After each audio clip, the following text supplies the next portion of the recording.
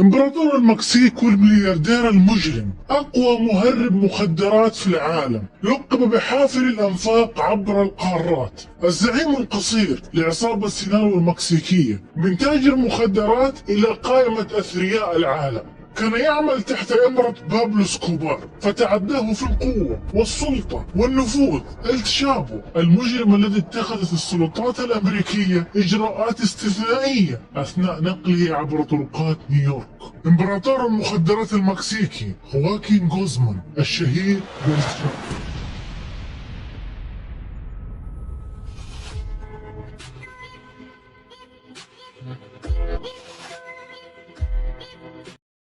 مدينة المكسيك معروفة بأنه فيها أكبر تجار المخدرات وغسيل الأموال وتجارة الأسلحة والقتل، يعني بتحصل فيها كل المصايب من كل الأنواع. وهذا غير التجار اللي كل يوم طالع منهم واحد يبغى يسيطر على المكسيك ويبغى يدرك الهرج، وتجلس الحكومة تطارد فيهم. هرجتنا اليوم عن أخطر وأغرب شخص مر على حكومة المكسيك. أخطر من بابلو اسكوبار؟ أقدر أقول لك أخطر من بابلو اسكوبار. هذا من كثر ما غلب الحكومة ومو عارفة ايش تسوي معاه، قالت الحكومة المكسيكية يا أمريكا تعالي خذيه وفكينا منه، فكينا من شره، ما احنا عارفين نتصرف معاه. وصلنا معاه هنا، تعالوا شيلوا. أخواكين غوزمان لويرا اللي معروف بالتشابو. الولد أخواكين من عيلة فقيرة جدا في مدينة سينالوا شمال المكسيك، وهذه المدينة خرج منها كثير من مهربين الممنوعات واللي سمعتهم كانت سابقتهم بأعمالهم السيئة. التشابو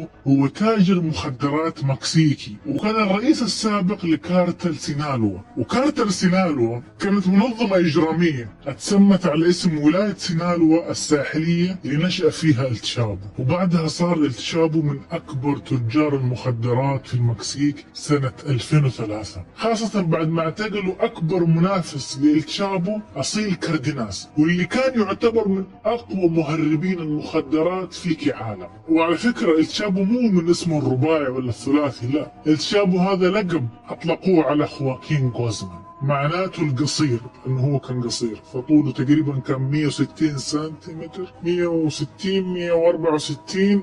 الحمد لله طول عز. هو صح لقبوه بالقصير، لكن هذا الرجال وصل لقمة الإجرام، صار عملاق في الإجرام وتجارة المخدرات حول العالم، إلين صار يلقبوه بإمبراطور المخدرات. وصنفته مجلة فوربس إنه واحد من أثرياء العالم في عام 2009، وتعدت ثروته 13 مليار دولار.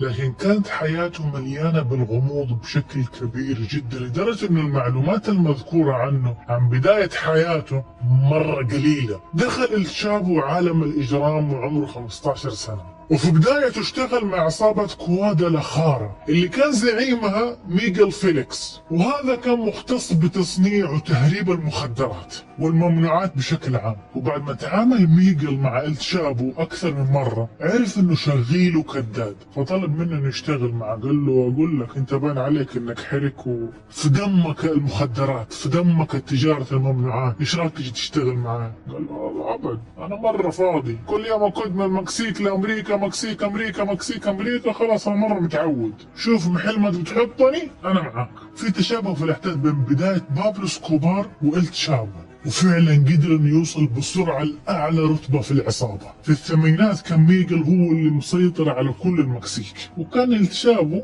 يشتغل معه. بعد فترة التشابو صار اليد اليمين لميغل، الين جاء اليوم اللي سوت فيه الحكومة الأمريكية حملة كبيرة عشان تطيح بميغل، لكن ما قدروا عليه، فقاموا حرقوا كل مزارع الحشيش لعصابة كوادا لاخارا، وقدرت انه تخسرهم 2 مليار دولار. تحسبوا العصابة سكتت وقالت اوه دي امريكا، خلاص ما اقدر اسوي لهم شيء، ودول قوه عظمى وماني عارف ايه لا يا حبيبي، اشكال العصابات هذه ما عندهم ذا الكلام، ما في الا انا اخاف من قوه عظمى، لا، في انتقام. قامت العصابه انتقمت اقصى مما تتصور. كانوا عارفين انه في بينهم عميل مزدوج، لا والله مو مزدوج، عميل ترابل، يعني كان شغال معاهم في العصابة، وعميل للمكسيك وعميل لأمريكا. فخطفوا أكبر رجل استخبارات بالنسبة للحكومات اللي كان شغال ليل نهار معاهم ومع الحكومة عشان يقبضوا على عصابة ميغل. وفعلا جت أوامر من ميغل للعصابة إذا شفتوا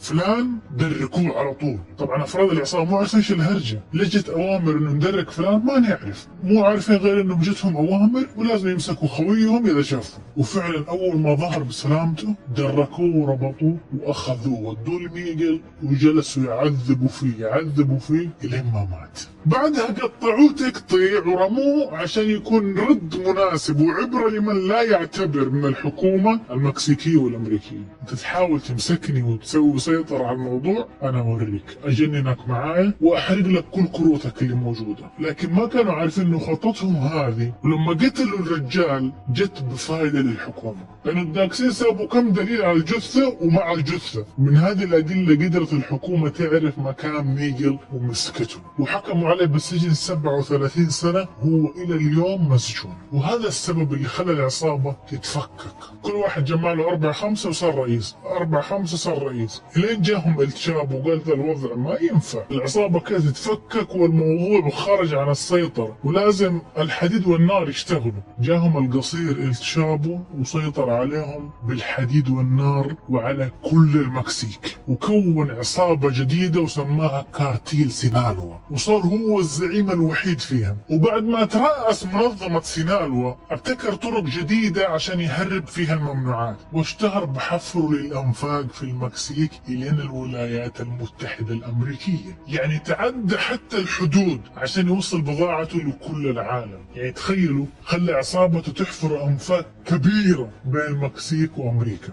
العصابة كلها بدل ما صارت من الناس والبشر صاروا كلهم خلد، فحفروا أنفاق حفروا. يعني أتوقع دحين البنية التحتية حق المكسيك كلها أنفاق. بسبب مين؟ بسببك أنت يا التشابو القصير. وسوى هذه الأنفاق عشان يقدر يهرب المخدرات وأي شيء ممنوع. وهذه الأنفاق كانت مجهزة تجهيز كامل، وفي بعضها تكفي للشاحنات والسيارات، مظبطينها من إضاءة وسكك لعربيات النقل وأجهزة للتهوية وتجديد الأكسجين. يعني كان شغال بذمة وضمير. قبلها كان بيهرب الممنوعات بطرق مختلفة، زي انه يخبيها في طفايات الحريق حق السيارات، يجيب علبة فلفل حار زي علب الفول والفاصوليا اليوم ويحط فيها المخدرات وغيرها من الطرق البدائية. لكن لما انكشفت كل الطرق اللي بيهرب فيها، ايش بدأ يسوي؟ بدأ يرميها من الحدود. انا هنا في المكسيك وهناك امريكا، انا ارمي المخدرات من الحدود. وهذه الطريقة جننت الحكومة. يا اهبل سبت كل الطرق وجيت توقف على الحدود وترمي من الحدود للحدود. طبعا هذه الطريقة الحكومة ما قدرت تسوي اي حاجة وجننها فيها، وما قدرت توقفهم، لان هم بنفسهم وقفوا. ليش وقفوا؟ لانه صار عندهم انفاق بتوصل كميات اكبر لامريكا، وهنا قرروا يهربوا المخدرات والممنوعات وبرضه من الحدود، لكن هذه المرة من تحت الارض عشان ما تقدر الحكومة تعرف عنهم. وقدرت السلطات انها تكشف هذه الانفاق بس بعد فترة طويلة، ولقت انفاق ضخمة بتشيل سيارات وشاحنات كبيرة، لدرجة انه الاجهزة والرادارات ما قدرت تكشفهم، لانه حفروا الانفاق بعمق ما تجيبوا الرادارات. وانفاق التشابو ما وقفت على قطع الحدود وبس، لا كمان لقوا اكثر من نفق تحت الارض في كل مقراته الرئيسية في سينالوا، عشان لو في اي خطر عليه يقدر يفك رجله. لدرجة انه صار عنده فروع في اسيا واوروبا وحتى افريقيا. وتعدى نشاط منظمة سينالوا المكسيك وكل الدول اللي حوالينا. وشاركت منظمة سينالوا في تصنيع وتهريب وتوزيع الميثامفيتامين المكسيكي والماريجوانا والاكستاسي والهيروين والكوك في كل مدن امريكا واوروبا، لدرجة انه يعتبر التشابو اليوم اكبر تاجر مخدرات في العالم، لانه هو الوحيد اللي تاجر باكبر كمية من الممنوعات الين اليوم. ما حد قد هرب زيه بهذه الكميات الاسطورية اللي هو هربها. طب دحين تقول لي فين راح بابلو اسكوبار؟ هو اكبر تاجر مخدرات؟ هو صح بابلو كان اكبر تاجر وكان التشابو شغال معاه،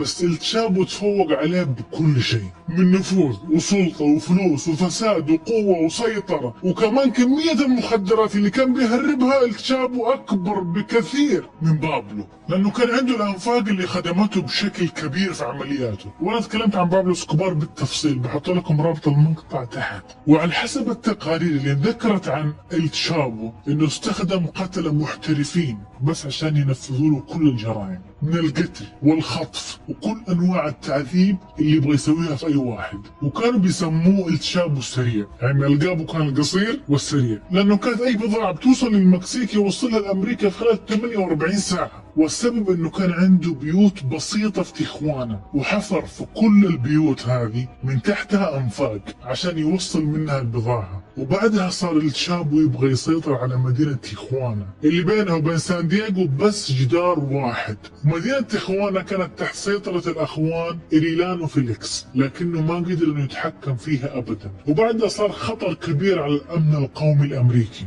وكان في نفس الوقت الأفضل من بين العصابات، وبيطلع في الأسبوع الواحد. شوف أنا بقول لكم كان بيطلع في الأسبوع، بس مو معناتها إنه أي واحد يتوجه لهذا الشيء الممنوع، لا، أنا بقول لكم هذه الهرجة للعظة والعبرة.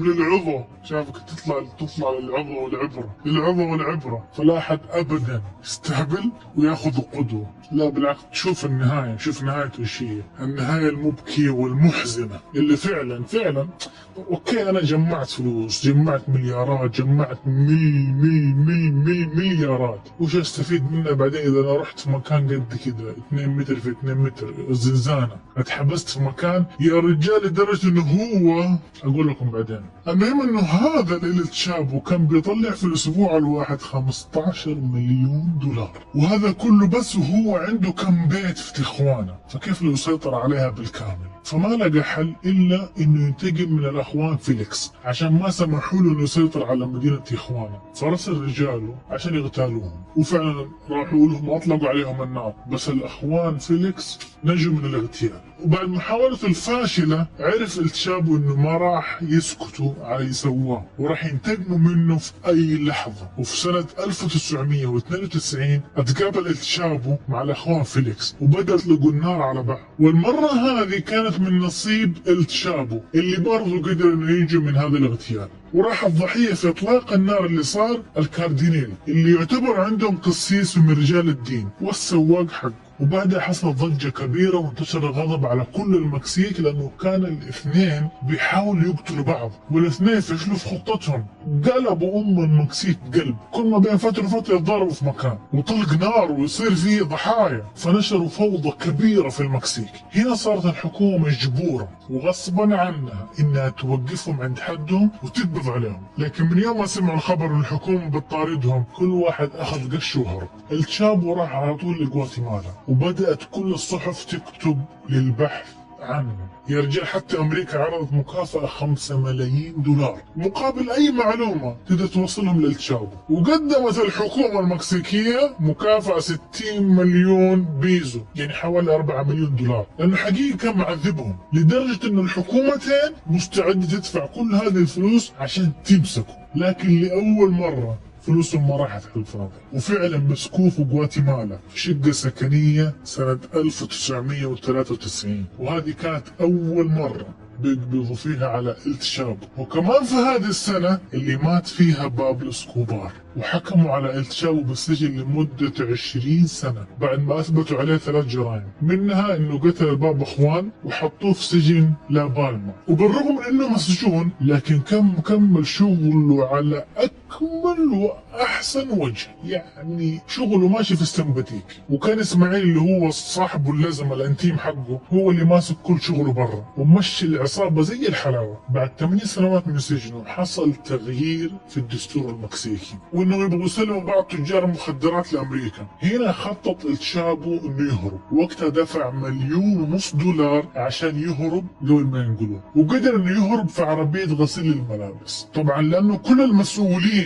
عن السجن في جيبه وكلهم مغرقهم رشاوي وفلوس، عشان كذا وقت ما قرر يهرب كل اللي في السجن سووا مجانين. وهذيك الليلة هم بالعين يخففوا الحراسة عشان خوين يفقع. بعدها استغل الفرصة بعد ما طلع من السجن، وسع نشاطاته في كل شيء، وصار من أكثر الأشخاص المشهورين في عالم الجرائم في المكسيك، وبدأت ثروته تزيد أكثر من الأول. وفي نفس الوقت نجح الشابو إنه يسوق لنفسه، صار يساعد الفقراء، يأسس مشاريع خيرية، يسوي مستشفيات، يسوي من يعرف ايه، فتحول عند الناس لبطل شعبي، وألفوا عنه قصص وأغاني، وفعلا قدر يكسب حب الناس. وبعدها زاد البحث عنه، وبدأ يشكل عصابات كبيرة في كل مدن المكسيك عشان تكون عنده حصانة بأنه ما يتمسك. وفعلا قدروا يتماسكوا من 2001 إلى 2006 مدة 5 سنوات. بعد جتهم الضربة من رئيس المكسيك الجديد اللي أقسم على الدستور المقتول انه يحارب العصابة والنار بالنار. يعني خلاص وصلت معاهم هنا، يا قاتل يا مقتول. وهنا بدأت الحرب الدموية في المكسيك بين السلطات وعصابة المخدرات، وهذه الحرب تسببت بموت أكثر من 10,000 شخص واستمرت لمدة 3 سنوات. وبالرغم من أنه قدرت الحكومة تمسك أكثر من زعيم عصابة للمخدرات، لكن ما قدروا على الراس الكبير الشابو اللي أصلا سووا هذه الحملات والحرب عشانه. فصاروا يخبوا المدنيين في المنطقة انهم يعتبروه بطلهم ولازم يحموه. وبعد ما طاحت نص عصابات المخدرات زادت قوة ونفوذ الشابو وسيطر على كل المدن من المكسيك وامريكا ودول العالم. ومن بعدها صار في تحالف جديد بين الحكومة الامريكية والمكسيك. قال جاك ريلي اللي كان مسؤول عن مكافحة المخدرات في امريكا انه راح يبدأوا في خطة جديدة عشان يقضوا على عصابة المخدرات، وهو بنفسه كان واحد من الضباط اللي مسكوا الشابو اول مرة في عام 1993 وكرموه على الإنجاز الكبير اللي سواه، وقال إنه أنا خلاص أنا دحين كذا أتقاعد وأنا قلبي مرتاح. لكن ما كان يدري إنه الشابو حيخرج مرة ثانية ويصير أقوى من أول مرة. بعد جهد مكثف من الحكومة الأمريكية والمكسيكية من 2012 إلى 2014 قدروا يمسكوه بعد هروبه لمدة 13 سنة، ونقلوه بطيارة مع حرس مشدد من كل مكان، الحراسة في السماء والحراسة في الأرض، إليه وصلوا لأقوى سجن فيك يا مكسيك وسجنوه فيه. وكان هذا السجن مشدد أكثر من الأول بالحراس، وطبعا كانوا مراقبينه 24 ساعة في 24 ساعة بالكاميرات اللي حاطينها في كل الجهات. لكن في 2015 رجع يخطط يهرب مرة ثانية. فإيش سووا رجاله؟ اشتروا أرض كاملة جنب السجن، أقرب أرض للسجن اشتروها كلها، وبعد ما حددوا موقع زنزانته بالضبط حفروا نفق من البيت اللي اشتروه من الأرض اللي اشتروها إلين الزنزانة حقت الشابو. المسافة هذه يا طول العمر والسلامة 1.5 كيلو. حفروا نفق مسافته 1.5 كيلو وتحت الأرض ب10 أمتار، مع أن الحراسة كانت مشددة عليه بدرجة مرة كبيرة ويحط له كاميرات مراقبة 24 ساعة. لكن في مكان واحد مغطى بنص جدار ما في كاميرات عشان خصوصيته لما يستخدم الحمام أو يتروش، وما عرفوا إنه من هذا المكان بيحفروا من تحت النفق وبيهربوه منه. وقتها تجنن وزير الخارجية المكسيكي لما هرب الشابو للمرة الثانية من الثالثة من الرابعة من السابعة، وفعلا قدر الشابو إنه يهرب بطريقة وصلت السلطات للجنون. خلاص احنا ما احنا عارفين نتصرف معك، لانه كانوا متاكدين من 7 المستحيلات انه يقدر يهرب بسبب التشديد اللي هم مسوينه في السجن. لكن للاسف نسيوا انه الشابو عنده حب كبير الى انفاق، فكان هو جالس مرتاح ورجال عصابته بيحفروا من تحت السجن، وما كانوا بيحفروا بآلات بتطلع صوت، آلات تقنية متطورة، لا بيحفروا بآلات بدائية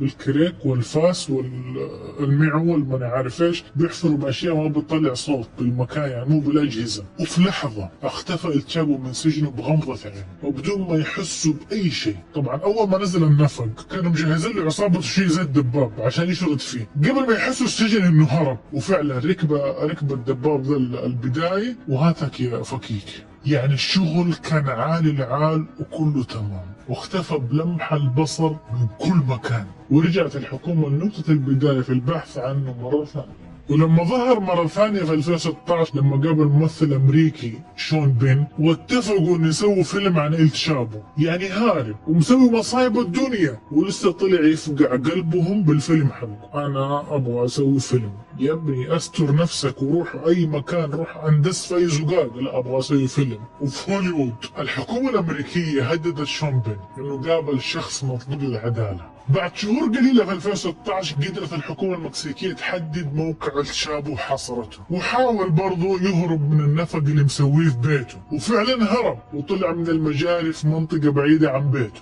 وسرق سيارة من واحد وهرب فيها. لكن تمسك أخيرا اليوم الثاني وللمرة الثالثة واللي تعتبر المرة الأخيرة، لكن دي المرة مع جيش مجهز بالكامل من طيارات وسيارات من كل مكان، ورجعوه لنفس السجن اللي كان فيه، ودي المرة صاروا ينقلوه من زنزانة لزنزانة عشان ما يسوي له رجاله نفق ويختفي ويهربوه، وبعدها فجأة لقى نفسه من سيارة لسيارة ومن طيارة لطيارة، واللي كان يحرسوه مرافقينه قوات الاف بي اي الامريكية. كان يسأل الضباط ايش الهرجة؟ ايش فين بتودوني؟ انتوا مين؟ ما حد رد عليه، الين لقى نفسه في واحدة من اخطر السجون الامريكية واشدها حراسة، واللي موجودة في وسط البحر، يعني ما في اي امل انه يهرب. لكن مو بعيدة يحفروا له نفق تحت البحر عشان يهربوه. نستنى ونشوف، يمكن تصير في السنوات الجاية، في الحلقات الجاية من حياة الشابو ممكن تصير هذه الحركة. حكموا عليه بالسجن لمدة 20 سنة ل 17 تهمة عاقبوه فيها بسبب المطاردة اللي هدت حيلهم. والله فعلا هد حيل الحكومتين الأمريكية والمكسيكية. في وقت محاكمته كانت زوجته إيما بترافقه دائما وبتدافع عنه، وهي كانت ماخذة لقب ملكة جمال المكسيك. وبعد ما حكموا على الشابو بالسجن مدى الحياة أخذوها هي وسجنوها بتهمة تورطها في تجارة المخدرات. واللي صار رئيس العصابة بعد سجن الشابو هو ولده الكبير أوفيديو، وكان عمره وقتها 28 سنة، وصار ماشي في كل الشغل بشكل طبيعي، بالرغم من انه اعتقلته الحكومة أكثر من مرة، لكن في كل مرة ما بيلاقوا ايد اللي عليه. ورجعوا قبضوا على 4 من أولاد الشابو، ومنهم ولده الكبير اللي هو رئيس العصابة. بس ما كانوا عارفين الحكومة عن الشيء اللي راح يصير معاهم، انه في احتمال كبير انه ما يرجع زي ابوه. فقرروا انهم يسووا حرب اهلية، وبدأوا يقتلوا كل الناس ويحرقوا كل السيارات في كل الشوارع. يعني صارت مجزرة في المكسيك، المجزرة اللي صارت قبل كم سنة، وما في اي احد صار يقدر يخرج من بيته، وما في اي احد في شوارع المكسيك الا عصابة سينالوا. وهذا كله عشان يخرجوا رئيسهم ولد الشابو. بعدها طبعا اضطرت الحكومة ان تخرجوا من السجن، انه الناس اللي بتموت بسببهم كل يوم بيزيدوا. وحتى بعد ما خرجوا فيديو الوضع صار أسوأ من قبل، انه هجمت العصابة على كل السجون وخرجوا منها كل المجرمين اللي فيها، وصاروا منتشرين في كل مدن المكسيك. والى اليوم عصابة الشابو مستمرة في شغلها، وعيال الشابو شغالين مع اسماعيل صاحب ابوهم في ادارتها، وماشيين على خط ابوهم. واكبرهم هو فيديو اللي سبب مجزرة في المكسيك قبل كم سنة. حبيت اتكلم عن تفاصيل المجزرة اللي صارت في المكسيك قبل كم سنة. ابغى اشوف المشاهدات فوق، وابغى اشوف اللايكات فوق فوق فوق فوق من عيوني. وبكذا انتهى من هرجتنا. لا تنسوا اللايك والاشتراك وفعل جرس التنبيهات، واهم شيء صلي على الحبيب قلبك يطيب. وفي امان الله.